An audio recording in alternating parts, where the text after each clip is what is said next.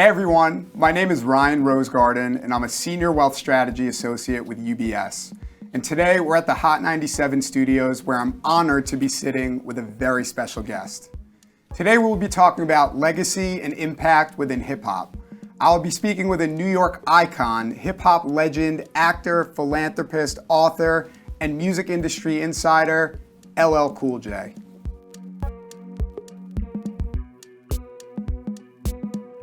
You're a senior wealth strategist. Yes. That's a nice title. Thank you. I don't know if it's as good of a title as you, New York icon, legend. Get in where you fit in, baby. I think, you know what I mean? Exactly. You know. Can you tell us about your early life and what inspired you to pursue a career in music? I was born on Long Island, raised in Queens. My formative years, I spent obviously a lot of time in Queens and also a lot of time in Harlem. And the thing that made me want to get into hip hop was the fact that this was the first time that I heard, young black kids sound powerful. When I was growing up, most of the time when you'd hear or see any images on TV, most of the time it was somebody bent over getting into a police car. It was almost like a marketing tool. Like that's the way the image of the kids was marketed to us. You know what I'm saying? Like that's what was familiar. So to hear these kids, actually being powerful, actually talking about success, actually talking about being the best. What people looked at as kind of like this mindless bragging, in reality were people that were coming from such a negative place in terms of self-esteem that the braggadocio and the machismo and all of that actually made you feel better about yourself and about your life. You know what I mean? Sure. So hearing that just made me want to, be a part of it. You know what I'm saying? I was born into the first wave of hip hop. So, like when I was 8, 9, the people who started it were maybe 14, 15. So I really grew up, in this culture as Generation 1.5. I'm a Generation 1 fan. I was a fan of all of the earliest things that happened in hip hop, and I got in really early.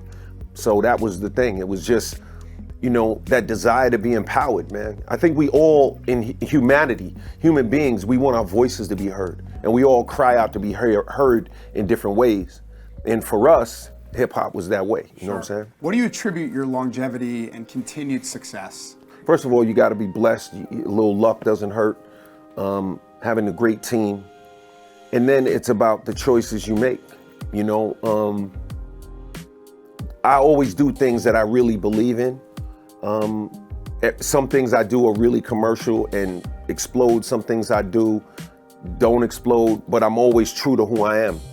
So when you're always true to who you are as an artist, the one thing your fans can count on is you're gonna be you. I'm not gonna come out trying to be someone else. I'm not gonna do things that are outside of what's inside of my spiritual or artistic wheelhouse. You know what I'm saying? Sure. So I stick to the script, but the script is flexible.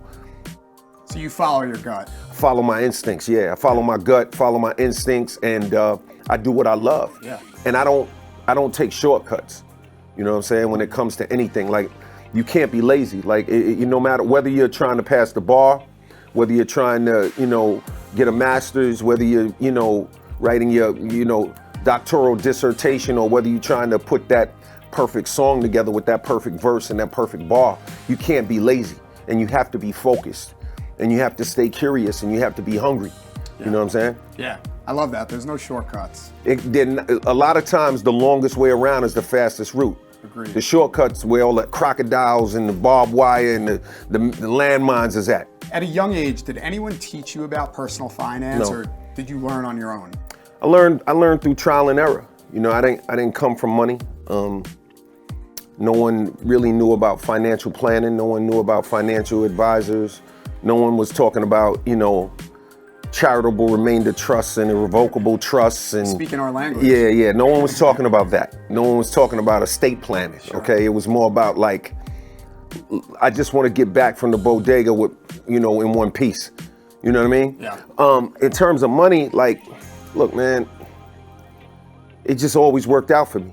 And I'm just really thankful. To me, there's a few important things. One, you got to be charitable and you got to be a giver.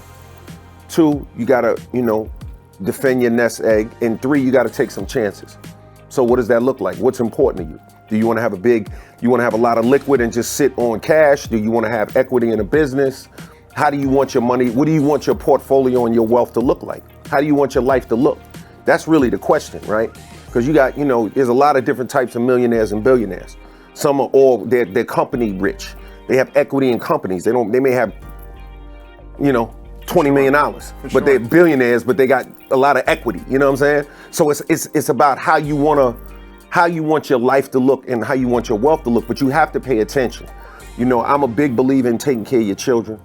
I'm a big believer in setting up the family right. I always encourage guys call me up for advice. I tell them, look, make sure you have your life insurance. Make sure you put it in an irrevocable trust so you can pass it down to your heirs.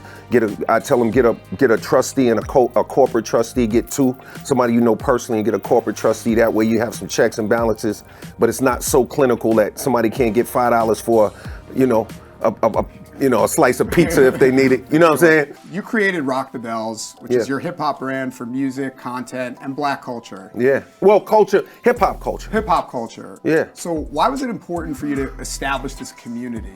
I'll tell you exactly why. First of all, and thank you for calling it a community, because that's what it is. Look, for many years, hip hop culture was served in a greasy brown paper bag. I said, you know what? It deserves to be served on a silver platter. When I look at my counterparts in rock, I say this with humility, but it's true. A lot of hip hop artists that have careers maybe as long as mine or came out when I did, they don't all have the same type of career that I have, right? So they're not all, but I feel like they should have the same respect and the same prestige, and they should be lifted up the same way. So I started Rock the Bells because I want to see hip hop culture go to the next level. So we did it. We went through our Series A. We just closed our Series B.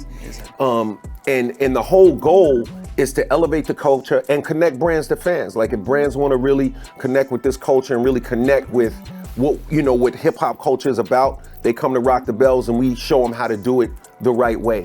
And we'll work with their agencies to show them how to do it the right way. So it's like, that's the thing, I just felt like if Bono can be respected, if Paul McCartney can be respected, if Mick Jagger, when rock first turned classic, when Mick and the Beatles and all those guys, when their music first turned that corner and the generations were shifting, that inflection point happened. What would have happened if somebody started a company that was all about, rock at that point? So I said, you know what, I'm gonna do that for hip hop. So I gave Kool Herc, who started hip hop, he has a piece, and Run DMC has a piece, and Salt and Pepper has a piece, and Big Daddy Kane, and Roxanne Shante, and Fab Five Freddy, and Risk, and so many different artists, have a piece so that, they can have a major event.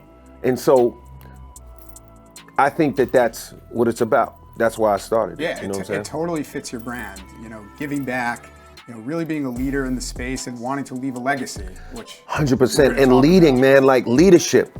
Like it can't just be about LL Cool J.